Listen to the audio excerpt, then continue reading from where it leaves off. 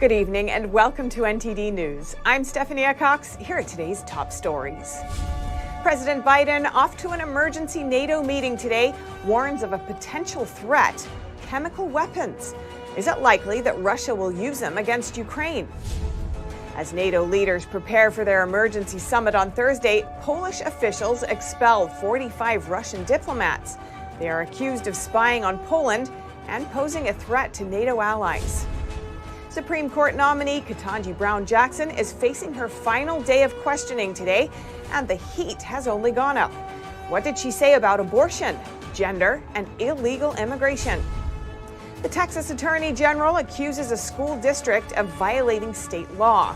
The district is hosting Pride Week, which includes lessons and activities related to sexuality. But the AG alleges the district failed to obtain parental consent. The March for Life first started 50 years ago in Washington after Roe v. Wade. Today, it was held in Connecticut for the first time. NTD was on the scene.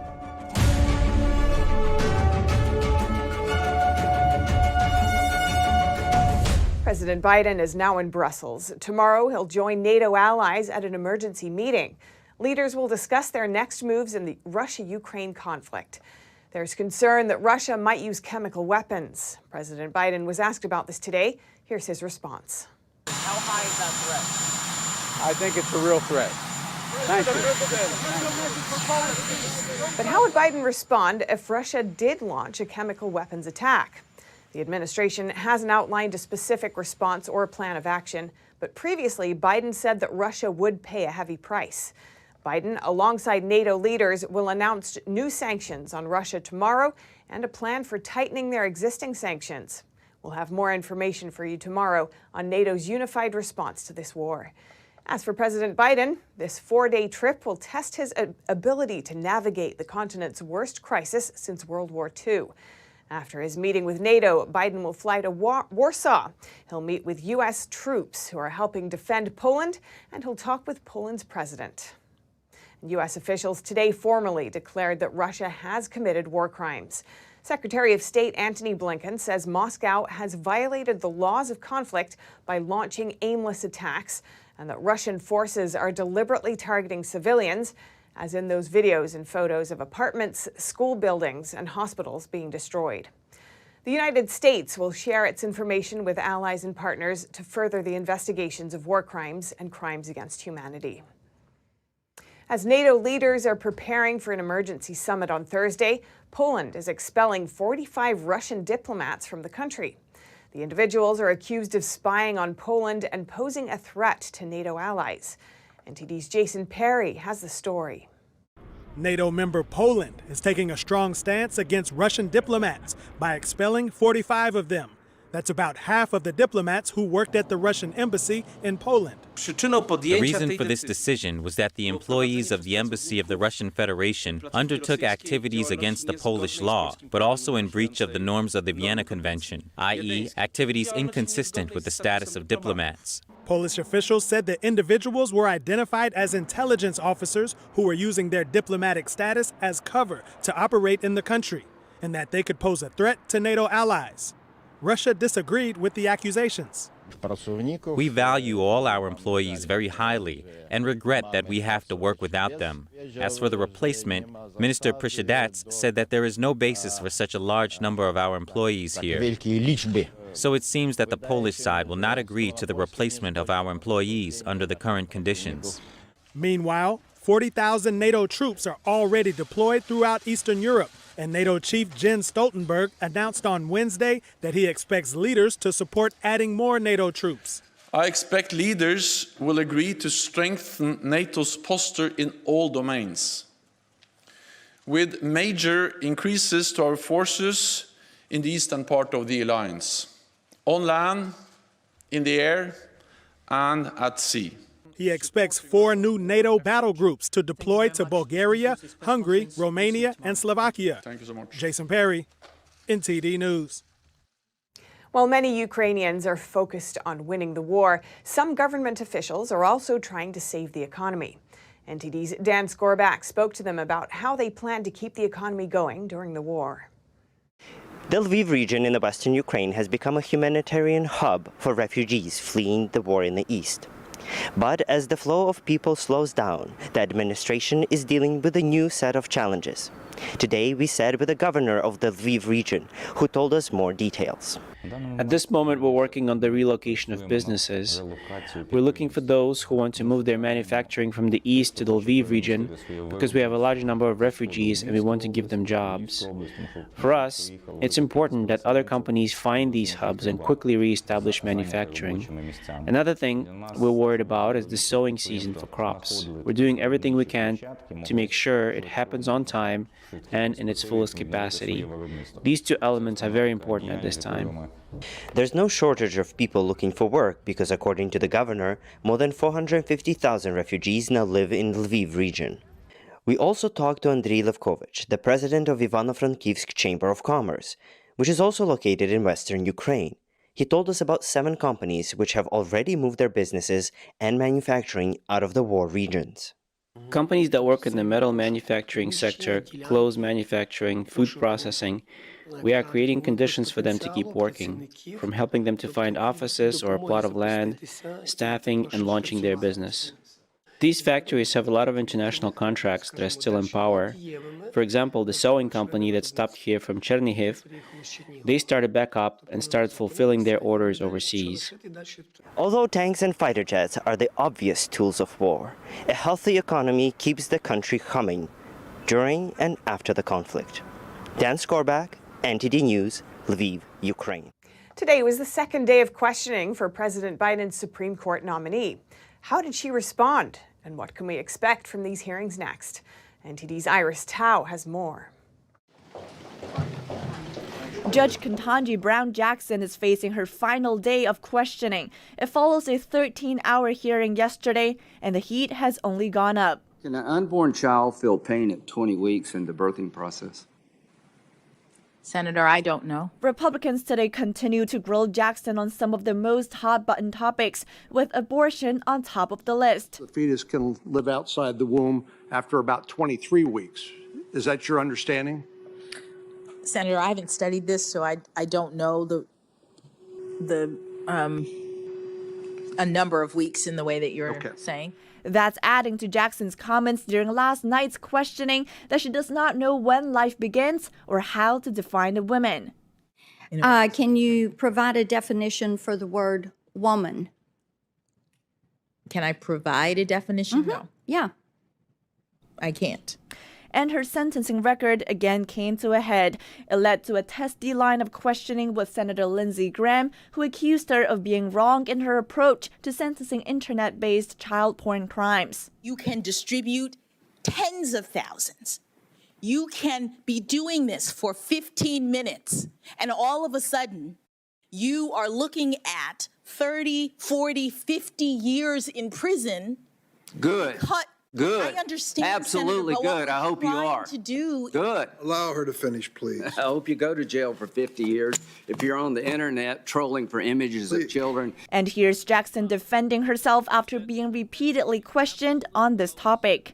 Under law. Senator, I've said what I'm going to say about these cases. No one case can stand in for a judge's entire record. Meanwhile, Democrats are calling Republican questioning Testing ground for conspiracy theories and culture war theories. and showing strong support in sending Jackson to the bench. America is ready for this Supreme Court glass ceiling to finally shatter.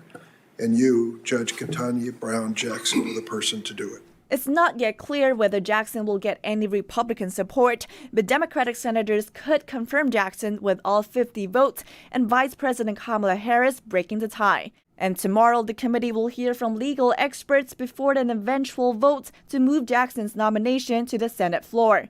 Reporting in Washington, D.C., Iris Tao, NTD News. Former Secretary of State Hillary Clinton has tested positive for COVID-19.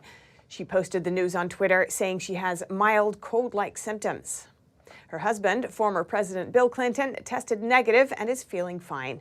But Clinton says he is quarantining until their household is fully clear. A spokesperson for the former president confirmed that he's feeling well and will continue to be tested over the coming days. In a video posted Monday, Project Veritas says the DOJ under President Biden ordered Microsoft to hand over the privileged and constitutionally protected communications of 8 Project Veritas journalists.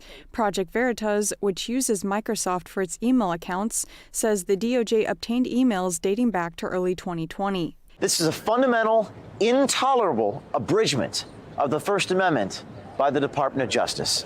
The FBI raided the homes of several Project Veritas journalists in November 2021. Following the raids, U.S. District Judge Annalise Torres appointed a special master to shield protected materials collected in the raids from federal investigators.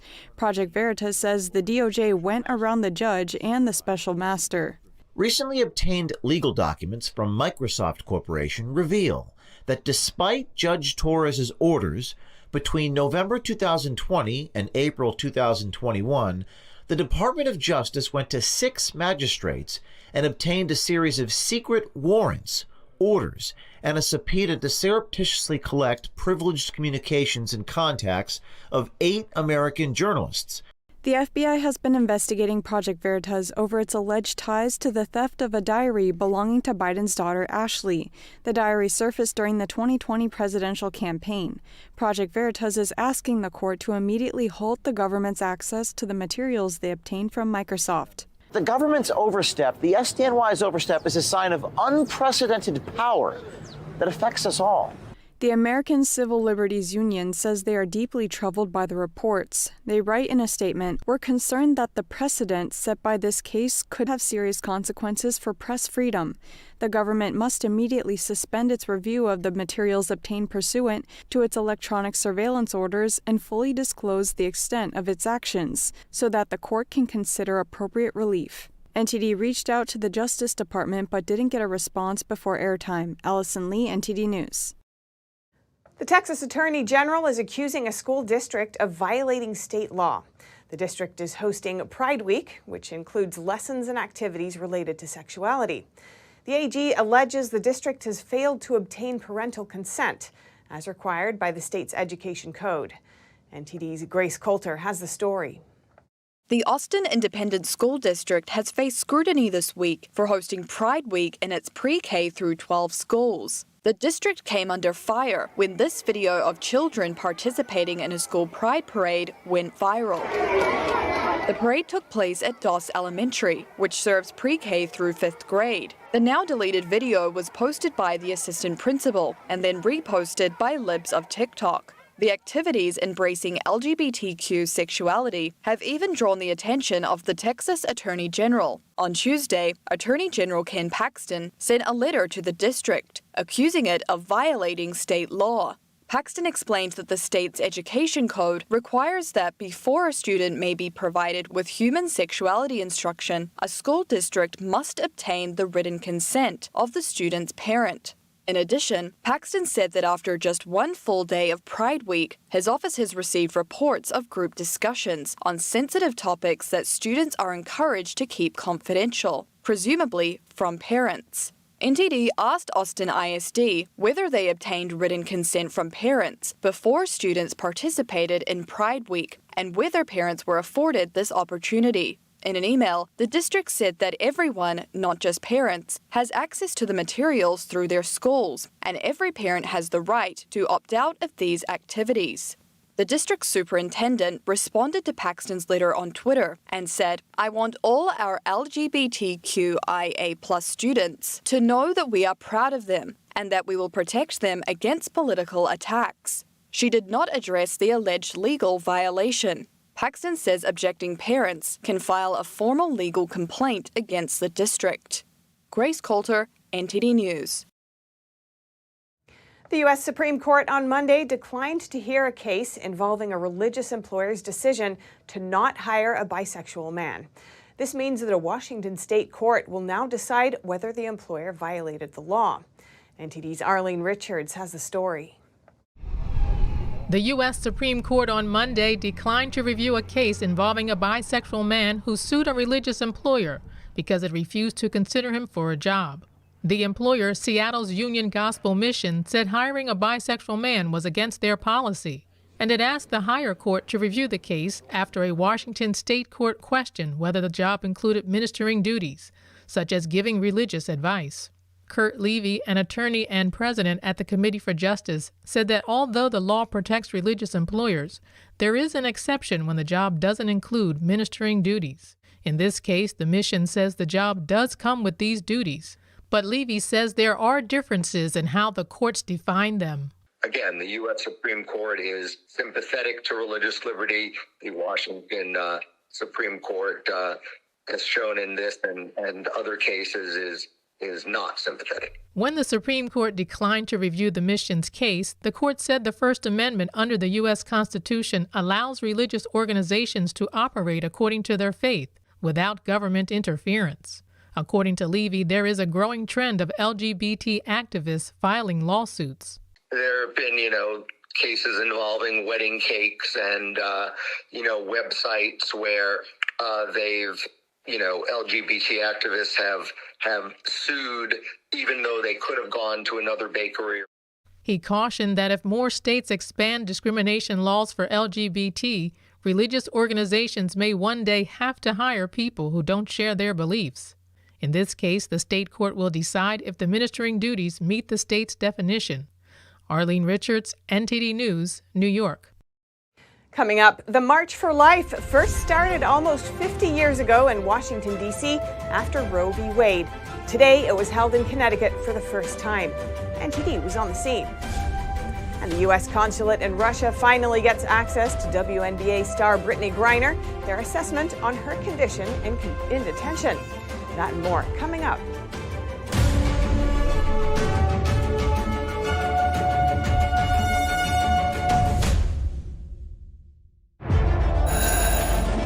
Russia and Ukraine, the largest conflict in Europe since World War II.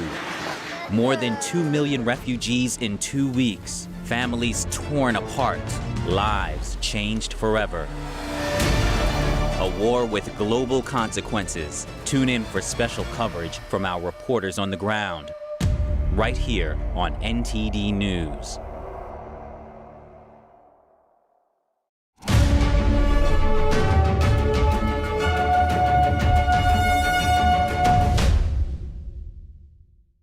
The first ever March for Life event in Connecticut today. The first March for Life was held 50 years ago in Washington after Roe v. Wade. NTD's Arian Pazdar was on the scene. We're in Hartford, Connecticut at the Capitol building where the state's first March for Life event is going to be held today. I asked the president of the March for Life organization what their goal is here in Connecticut. We want to put a pause to any pro-abortion legislation. So something that's being considered right now is the possibility of enshrining a right to abortion in the Constitution in this state. So we want to ask advocates to let their legislators know how they feel about that. Some say abortion is health care. What does she think about that? Well, taking the life of an unborn child isn't health care. An unborn child is also made in God's image, just as the mother is made in God's image. So why can't we love them both, as these stickers, I think, are saying today? But the bottom line is that life, at its earliest stages is most vulnerable. Really, it's the poorest of the poor, and we need to do what we can as a society to protect the most vulnerable. That's how we measure the justness or the goodness of a society. I also spoke with a pro-life activist whose mother was scheduled to abort her here in Hartford, Connecticut in the 80s. My mother was planning on aborting me. She paid for the abortion, and an elderly African-American janitor saw her crying in the hallway in a hospital gown, approached her and told her that God would give her the strength to have me. And my mom ended up walking out of the abortion doctor's office. That was after he yelled at her and told her that she'd already paid for the abortion, and he told her not to leave the room. But she ran out, and now I'm able to stand here today alive, and that's thanks to my mom and to that janitor. She now travels around the country supporting pro-life causes.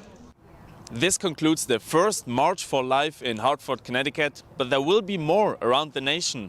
You can find out where they are at marchforlife.org. Arian Pastar, NTD News, Connecticut. The U.S. State Department has announced they've finally been granted consular access to WNBA star Brittany Griner, who's been detained in Russia for more than a month. Within the past couple hours, an official from our embassy has been granted consular access to Brittany Griner.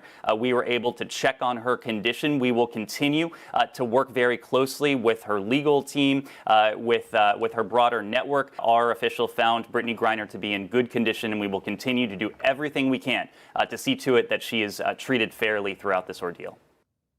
Griner was arrested at a Moscow airport, reportedly in mid-February. Russian authorities said a search of her luggage found vape cartridges, allegedly containing oil derived from cannabis.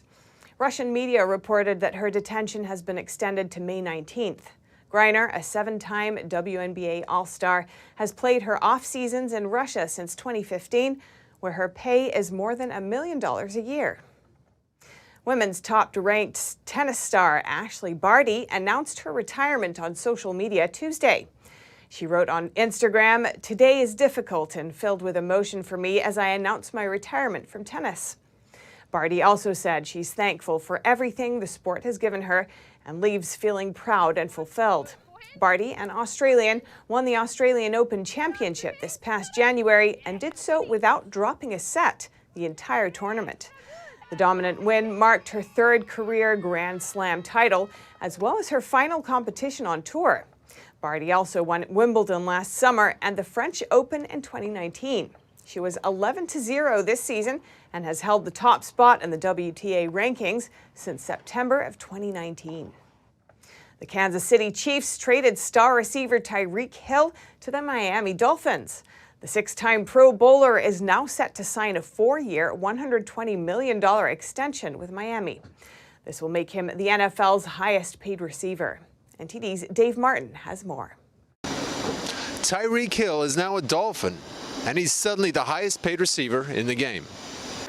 In exchange for the 28-year-old Hill, the Chiefs received Miami's 1st, 2nd, and 4th-round picks in this year's draft, plus a 4th and a 6th next year, according to NFL Network's Ian Rappaport and Tom Pelissero. Hill is a 3-time All-Pro, and his shocking trade to the Dolphins leaves the Chiefs and star quarterback Patrick Mahomes thin at the receiver position. But the team now has 2 first-round picks in what is expected to be a receiver-heavy draft next month. The extension the Dolphins gave to Hill tops the one Oakland handed to former Packers star receiver Davante Adams just last week. The New York Post is reporting that Major League Baseball and the Players Union have agreed to some rule changes for the upcoming season only. First, rosters will be expanded to 28 players until May 2nd, at which time they'll go back to the normal 26. The move allows teams to carry more pitchers until they get up to speed after a shortened spring training. Additionally, the automatic runner on second base to start extra innings will also be back. The move is intended to shorten games in response to the additional doubleheaders in place to keep the full 162-game schedule. Baseball owners are scheduled to vote on the changes next week, with a simple majority needed to pass them. Dave Martin, NTD News, New York. California continues to struggle with smash-and-grab theft up and down the state. Yet, for the 2nd time this month, state lawmakers declined to advance a bill that would address the rising crime. A measure that aimed to reform California's Proposition 47 failed to make it out of the Committee on Public Safety on Tuesday.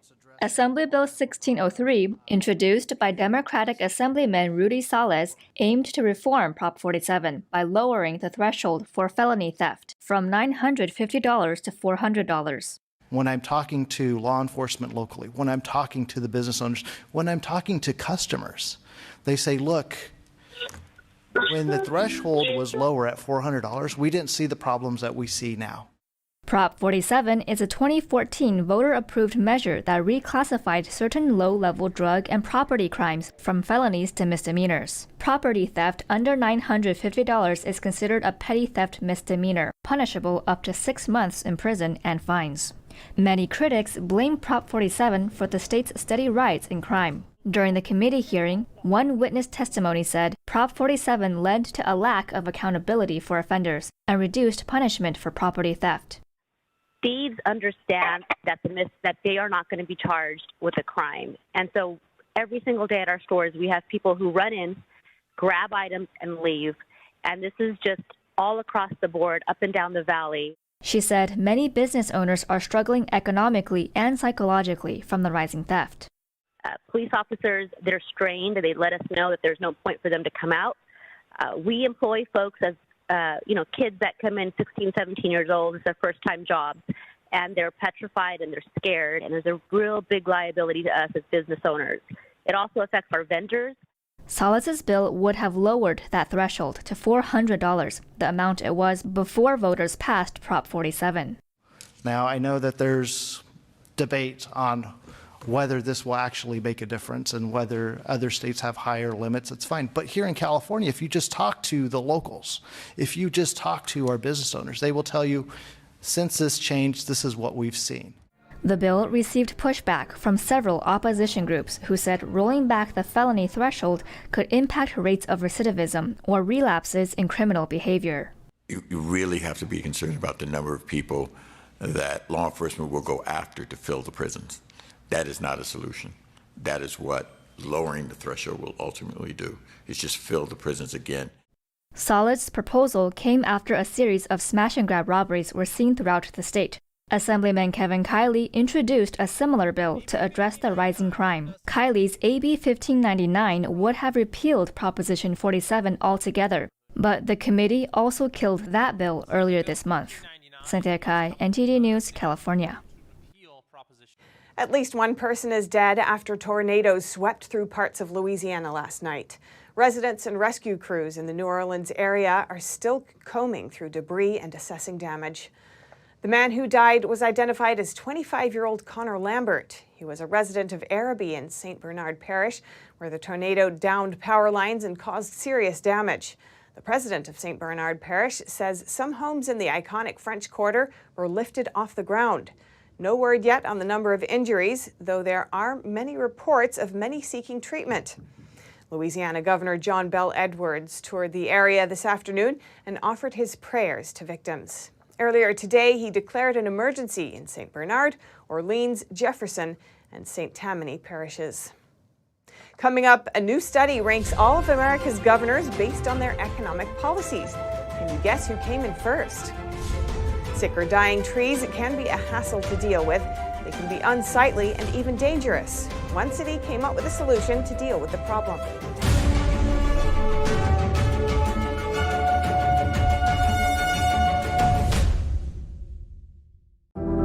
Secure, the true solution for your digital privacy and security. Secure is a private and secure messaging and email solution hosted in Switzerland, using military-grade encryption and Swiss privacy laws, giving you true privacy. Secure is 100% private and does not collect or sell any of your personal data. Secure's Helix technology connects you securely to our Swiss servers without the need of a VPN, guaranteeing privacy and security for all your communications. Secure Messenger doesn't require your phone number or any personal data that hackers target. Chat by Invites allows you to chat privately and securely with anyone outside of your secure network without the need for others to download Secure. Secure Send offers you a private and secure way to email anyone outside of Secure. You won't find this level of privacy or security on any other email or instant messaging application. Visit secure.com. Regain and protect your privacy today.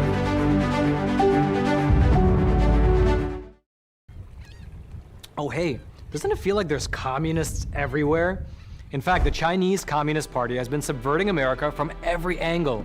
So whether it's compromising our politicians, controlling Hollywood, manipulating Wall Street, or infiltrating our schools, they have stopped at nothing to take down America. And I believe that in order for us to not become like China, we need citizens who know the truth. So go on over to getepic.com, stay informed with a subscription to the Epic Times, and you will get instant access to this infographic. The 2022 NTD 8th International Chinese Vocal Competition will be held from September 29th to October 2nd at the Merkin Hall of Kaufman Music Center in New York City. The competition is honored to have specially invited vocalists with the world-renowned Shen Yun Performing Arts to serve on its panel of judges. The Gold Award is $10,000. For more information, please visit vocal.ntdtv.com.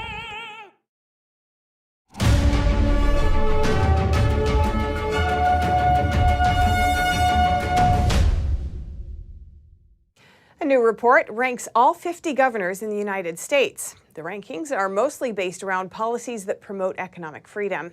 Let's see who came out on top. A new report ranks all of the United States governors from first to last for 2021. 9 Republican and 1 Democratic governor took the top 10 positions. Democrats held the bottom 10. Coming in at number 1 is South Dakota Republican Governor Kristi Noem. The top Democratic governor was Jared Polis of Colorado, coming in at 4th place overall. Other top rankings included Utah's Spencer Cox and Florida's Ron DeSantis. The rankings were evaluated by economist Arthur Laffer and Associates and the American Legislative Exchange Council, or ALEC. Judgments were based around the economic freedom of each governor's policies. More specifically, on executive policies, economic performance, and fiscal policy. On the other end, populous states like New York, Pennsylvania, Illinois, Michigan, and California all received bottom-end rankings. Former New York Governor Andrew Cuomo ranked 46th, Illinois' J.B. Pritzker 47th, and California's Gavin Newsom 48th. Top-ranked states had similar traits, including low taxes, low unemployment, limited unemployment benefits, and higher domestic energy production. On the other hand, Jonathan Williams, ALEC's chief economist and contributor to the report, told the Center Square that there's a lot of competition for the bottom. He said bottom-ranked governors are looking to empower government to have a more command and control top-down economic system where it empowers politicians and not the markets, not business owners and individuals. Sick or dying trees can be a hassle to deal with. They can be unsightly and even dangerous. The city of Chicago has figured out a way to give some of them a second life. Here are the details. In Chicago, artists are transforming dying trees into works of art. It's part of the Chicago Tree Project, a partnership between the city's Parks Department and Chicago Sculpture International, a nonprofit arts organization. We started this partnership in 2014. The emerald ash borer was a pest that came through the Midwest. It came from Asia on shipping pallets, and with few natural predators, it started attacking our ash trees. So the Chicago Park District came to Chicago Sculpture International and suggested a partnership where we changed the trees into sculpture. Janet Austin is the president of Chicago Sculpture International. She's also a sculptor herself. She says not all afflicted trees can be used. They need a relatively solid core and foundation. But that's not easy to tell until an artist starts working on a tree. Cara James, a beautiful tree carver who's been given a tree, and she'll start working on it, and then she'll find that the entire inside is rotted out. Fortunately, this sugar maple tree is solid. Right now it's been a chainsaw to rough it in. Then I do an angle grinder with a blade on it, and I'm able to get more of the three-dimensional quality of the rope. And I also have a die grinder with a router bit on it to be able to get into some tighter spots. Each artist integrates their personal style into the sculptures, so there's a wide variety of themes. Artist John Bannon has an interesting theme for his piece. Kind of looks like a lowercase Y with that limb coming out. So I just thought I'd try it. How about a big rope or string coming out of the ground with a knot in it? And it's sort of a play on words. So it's a Y knot. An Austin sculpture shows how parasites kill a tree. My idea was to do a maze on the outside of the tree that replicated the mazes that the insects themselves bore into the tree. So when the animals bore these little trails, they cut off all of that nutrients, and the tree eventually dies. When the sick trees are transformed, they bring vibrancy and fun to public spaces. Currently, there are 42 tree sculptures in parks throughout Chicago for people to enjoy. Coming up, investigators announced that they have recovered one of the black boxes from the Chinese flight that crashed on Monday. Authorities hope it will explain what made the plane go down. And a British businessman is providing a new home to a Ukrainian family of 10. They're settling in the UK after nearly 3 weeks of traveling to escape the war. Find out more in just a moment here on NTD News.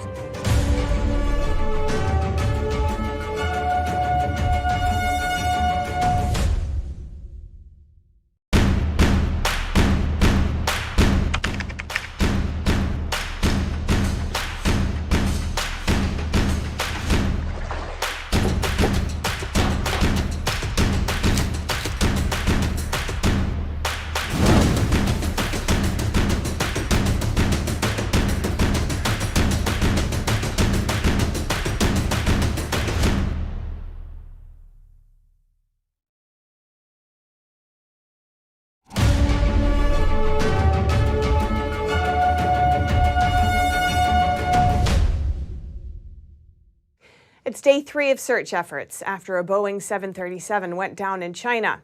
Rescue workers are now finding human remains among the wreckage, but still with no signs of life. Rescue efforts saw a breakthrough on Wednesday night. Emergency responders claimed they had found human tissue fragments among the aircraft parts. Desperate and grief-stricken relatives of the victims arrived at the crash site the same day. All I want is hope, the hope of survival. The government didn't say anything. I'm here to check it out. Police set up a checkpoint at a nearby village close to the site as the victims' loved ones streamed into the area. Do you think there's still hope of survival? I don't know. How did you feel the moment when you heard the news? It was like my heart just dropped. According to CNN, one of the passengers was a mother. She hadn't seen her daughter for years and had been making the trip to meet her. Another woman had been on her way to reunite with her fiancé after months apart. A Beijing-based media outlet reported that a young girl was also on board, flying back home to celebrate her 16th birthday. One man explains how he narrowly and unknowingly escaped boarding the now-crashed plane after changing his ticket to an earlier flight. But 6 of his relatives and friends, including his sister, weren't so lucky. They are among the missing victims. One of the 2 black boxes from the plane was found on Wednesday, though the cockpit voice recorder was severely damaged. Workers are still searching for the flight data recorder. The crash struck when the Boeing 737-800 jet plunged to the ground on Monday before landing in southern China's Guangzhou city. 132 Chinese citizens were on board. Publishing the interim reports normally takes around a month. Deeper investigations may take up to a year or even longer. The aircraft that went down is part of Boeing's 737 family. China is Boeing's second largest market after the United States. And over to the UK, the British finance minister announces what the Treasury called the biggest personal tax cuts in a quarter of a century. Chancellor Rishi Sunak announced a 5 pence per litre cut to fuel duty and an increase to the national insurance threshold by £3,000. His spring statement comes in the wake of the cost of living crisis, which has seen inflation soar and fuel prices skyrocket. But Labour accused him of not doing enough to help people who are struggling. Rising prices across the board sent UK inflation soaring to a new 30-year high this February. Petrol prices are averaging around £1.67 per litre and diesel £1.79. Today, I can announce, for only the second time in 20 years, fuel duty will be cut. Yeah. Not by 1, not even by 2, but by 5 pence per litre. Yeah. Sunak said it's the biggest ever cut to all fuel duty rates. The cut started at 6 p.m. on Wednesday and will last until March next year. He also announced an increase to the national insurance threshold from £9,568 to £12,570. From this July, people will be able to earn £12,570 a year without paying a single penny of income tax or national insurance. However, his announcements weren't met by cheers across the board. The Shadow Chancellor, Rachel Reeves, accused them of not doing enough. Mr. Speaker. Today was the day that the Chancellor could have put a windfall tax on oil and gas producers to provide real help to families. But he didn't. Reeves said that with soaring fuel prices, Labour's suggested windfall tax would now raise £3 billion in tax money. She also pointed out that Sunak didn't scrap the hike to national insurance contributions of 1.25%. Reeves said this hike would impact low earners the most. She says it's contrary to Sunak's claims to help them. We are presented with increasingly incredible claims. Perhaps the Chancellor has been taking inspiration from the characters in Alice in Wonderland. Or should I say, Alice in Sunakland? Because nothing here is quite as it seems either. Sunak disagreed. There's a reason the Independent Institute for Fiscal Studies called this the best way to help low and middle earners through the tax system, and that is because 70% of workers will pay less tax, even accounting for the levy, Mr. Speaker. People in London's Green Park had mixed feelings about the Chancellor's announcement. I'm self-employed, so I'll be honest, I think that a national insurance level should be controlled, but I kind of think that about things in general. I don't like to complain too much, but it is extremely expensive to live at the moment. The government should have stepped in a lot more. I mean, during the pandemic, they didn't really do that much for the everyday person. It was the corporations that got more of a break and got more bailouts than the average person, and now energy costs are rising, cost of living has risen, and there's no sort of support at all. Personally, I'm dealing very fine with the energy price increase at the moment. It doesn't affect me too much. However, I think people around me talking about the energy price increase they're not dealing very well with it. Rishi Sunak has been working hard to be the Chancellor who cuts taxes rather than the Chancellor who increases them. At the end of his statement, he made a surprise admission that he wants to drop the basic rate of income tax by 1 pence in the pound. Only time will tell if he fulfills this ambition. Malcolm Hudson, NTD News, London. A Ukrainian family of 10 are moving into a home near Cambridge after nearly 3 weeks of traveling to escape the war. The oldest member of the family is a 90-year-old great-grandma, while the youngest is only 10. Their new home is provided by a businessman who will also be their new neighbor. NTD's Joy Duguid has more. A big Ukrainian family has recently found a new home in the UK after escaping from Kharkiv. It's provided by 52-year-old Mick Swinhoe, an executive at an industrial automation company. Swinhoe said he bought the house next to his own in Caldecott, 8 miles west of Cambridge, just before the war broke out, and he initially planned to use it as a project house. But later he changed his plans, and after posting on Facebook groups, he was connected with this family. This 4-generation family, ranging in age from 10 to 90, have come to the UK under the Ukraine Family Scheme. Their relative, Roman Starkov, has lived in the UK for 20 years and works as a software developer in Cambridge. His sister, Valeria Starkova, says she feels so relieved her extended family have found a place to live. Oh, I feel that they're saving our lives, because otherwise we would stay. I don't know where we would stay because it's quite expensive. Valeria said when the war broke out in Kharkiv, she and her children packed a few suitcases and went to her mum's home and stayed in the basement for 5 days without going out. Then they decided to leave. We couldn't sleep, it was so scary, and that's why we just put our bags in the cars and went. Were so afraid of someone will shoot our cars or something like that, because recently, one day ago, my friends of my friends were shot like that, and it was so scary to go there. After arriving in Romania, 8 of them took a flight from Albania to London Luton Airport. Valeria and her father came by car and ferry so that they could bring more of their belongings and 2 pet dogs. They travelled through 13 countries and arrived 4 days later on Tuesday. Oh, it was very difficult and very long journey, because it took about 20 days, and we had few places where we had to stay, and some of them were very nice, and some of them were like terrible condition. Valeria was a nail technician, and she says she hopes to find a job soon. Joy Duguid, NTD News. A French presidential candidate is proposing a wall along EU borders to prevent illegal immigration, an issue studies show is important to the French. The candidate claims it's causing a surge of violence in the country. NTD's France correspondent David Vives brings us this report. Far-right candidate Éric Zemmour said on Monday he would like to create a Ministry of Immigration to expel illegal immigrants, delinquents and foreign criminals. The candidate also proposed creating a wall at all the borders of Europe, a measure inspired by the former US President Donald Trump. The candidate faces accusations of being too radical, as he points out a link between immigration and insecurity.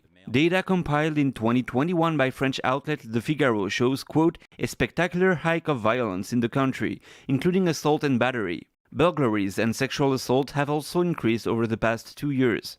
The number of assaults have increased from 300,000 in 2019 to 350,000 in 2021 across the 6 first months of each year. But very little data exists to show a link between these acts and illegal immigrants.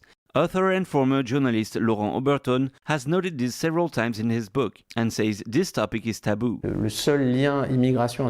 mere link between immigration and security is already socially dangerous. Bringing up this subject is a risk for you, your credibility. The media is blocking this message. In a way, it prevents people from asking questions. In 2018, Minister of Interior Gérard Collomb resigned. He said France was at the edge of a civil war and that different communities who used to be side by side might eventually be against each other. He said the situation in certain districts would degenerate and become ghettos. Oberton wrote about the situation in a best-selling book called France a Clockwork Orange. He says immigration has positive sides but also some unresolved issues. What we see is the collapse of social bonds. I mean the trust that unites people. There's an overall situation where people don't trust each other. Local authorities provide help to this community, that community, on small matters, but the general issue remains unaddressed. He said French President Emmanuel Macron already made promises to expel foreign delinquents, but did not keep his word, and the government can't be trusted. The government organizes immigration. It's a matter of fact. The French state delivers visas.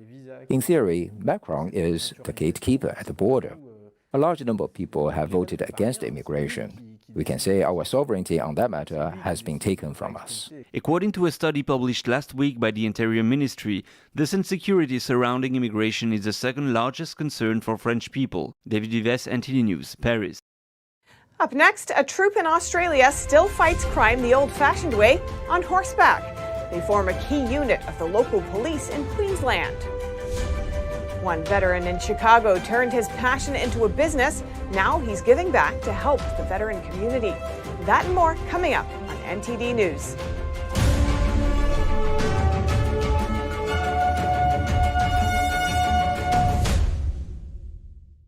Hello, I'm Mike Lindell, CEO of MyPillow.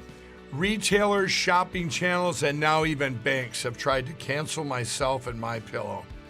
During these times, your support has meant everything to us. So my employees and I want to personally thank each and every one of you by passing the savings directly on to you. We're selling the best products ever for the best prices ever. For example, we have my towels with proprietary technology, which makes them soft and absorbent. Towels that work, what a concept. They're made with USA cotton and come in a variety of awesome colors. My 6-piece towel set is regularly $109.99, now just $39.99 with your promo code. So go to mypillow.com now and use the promo code on your screen or call the 1-800 number below to receive this exclusive offer. If you do it right now, I'm going to include a free gift with your purchase. Thank you and God bless.